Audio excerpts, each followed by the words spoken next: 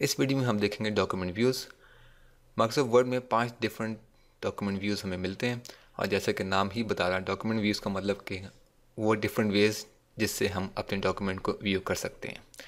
हर document view का अपना एक यूज़ है जिसको हम देख लेते हैं। बाय डिफ़ॉल्ट जब आप माइक्रोसॉफ्ट वर्ड खोलेंगे तो जो डॉक्यूमेंट व्यू इनेबल्ड होता है वो होता है प्रिंट लेआउट व्यू, जिसमें हम अभी हैं। बिकॉज मोस्टली यूज़र्स हैं वो प्रिंट लेआउट व्यू ही यूज़ करते हैं और इवेंचुअली जब आप डॉक्यूमेंट क्रिएट करते हैं तो उसको प्रिंट कर लेते हैं, तभी print layout view as a default खुलता है।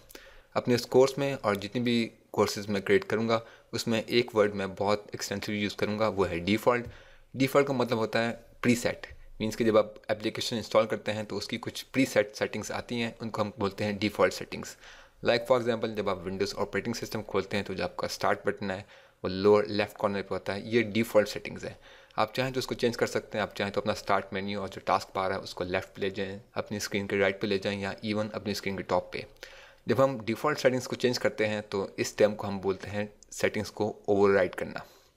तो बात हो रही थी डॉक्यूमेंट व्यू की।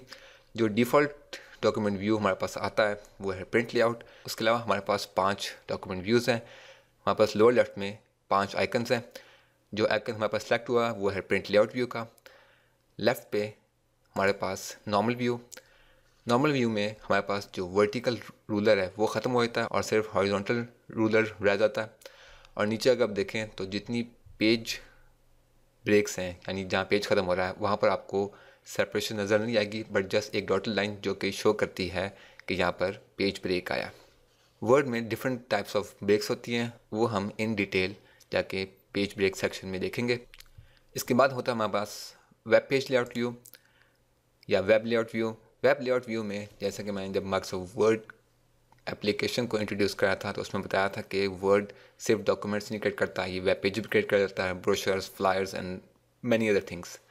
तो अगर आप अपने पेज को as a web page save करना चाहें, वेब लेआउट व्यू आपको शो करेगा कि ब्राउज़र में आपका पेज कैसा नज़र आएगा। इसमें देखें आपको पेज ब्रेक नज़र नहीं आएंगे क्योंकि जो वेब पेज होता है वो एक ही पेज में सब कुछ शो कर होता है। फिर हमारे पास है हमारा डिफ़ॉल्ट जो प्रिंट लेआउट व्यू है। इसको सेलेक्ट करें तो आपको डॉक्यूमेंट पेज बाय पेज दिखाएगा। ये व्यू उस केस में ज़्यादा फीजिबल होता है कि अगर आपने अपने डॉक्यूमेंट में हेडर्स फुटर्स ऐड करने हो और उसके अलावा आपने अपने डॉक्यूमेंट की मार्जिन सेट करनी हो, जैसे हमारे पास शो हो रहा है ऊपर पेज मार्जिनस, यानी कि हमारा पेज की विड्थ क्या है, उसकी लेंथ क्या है, प्लस हमारे पास जो मार्जिन हैं कि कहाँ से टाइपिंग स्टार्ट करे और कितनी मार्जिन छोड़नी है टॉप पे और साइड्स पे, ये शो करता है। फिर हमारे पास है हमारा आउटलाइन व्यू। आउटलाइन व्यू में हमारे डॉक्यूमेंट का स्ट्रक्चर दिखाता है। जैसे मेरे पास यहाँ पर हेडिंग्स हैं, जो हेडिंग्स हैं उनको एक ब्लैंक प्लस साइन से शो किया हुआ है और जो पैराग्राफ्स हैं उनको छोटे से ब्लैंक बॉक्स से। यहाँ से मैं अगर डबल क्लिक करूँ आके प्लस साइन पे तो देखें जो मेरा पॉइंटर है वो चेंज हो गया है 4 डायरेक्शनल एरो में। डबल क्लिक किया, इसने क्या किया, वो सारा मेरा पैराग्राफ कोलैप्स कर दिया अंडर दिस हेडिंग। अगली हेडिंग को मैं करूँगा डबल क्लिक तो इसने जितना मेरा डॉक्यूमेंट था उसको कोलैप्स कर दिया, यानी कि ये इसकी हेडिंग्स के नीचे सारे पैराग्राफ्स कोलैप्स हो गए। इनको मैं दोबारा ओपन कर लेता हूँ, डबल क्लिक करता हूँ, पूरा डॉक्यूमेंट खोल लिया मेरा। इसके अलावा हम अपने आउटलाइन व्यू में चाहें तो अपने पैराग्राफ्स को बड़ी इजीली मूव कर सकते हैं। अगर मुझे पूरा पैराग्राफ मूव करना हो तो देखें यहाँ पर कितना इजी कर देता है हमारा आउटलाइन व्यू। यहाँ से मैं आता हूँ अपने पैराग्राफ पर, जैसे ही मैं इसके ब्लैंक बॉक्स पे लाता हूँ अपना पॉइंटर, ये 4 डायरेक्शनल एरो में कन्वर्ट हो गया। अब यहाँ से मैं इसको पढ़ के चाहूँ तो कहीं भी मूव कर सकता हूँ। देखें यहाँ पर या इवन इसके नीचे, जैसे ही मैं रिलीज़ करूँगा इसने मेरा पूरा पैराग्राफ मूव कर दिया।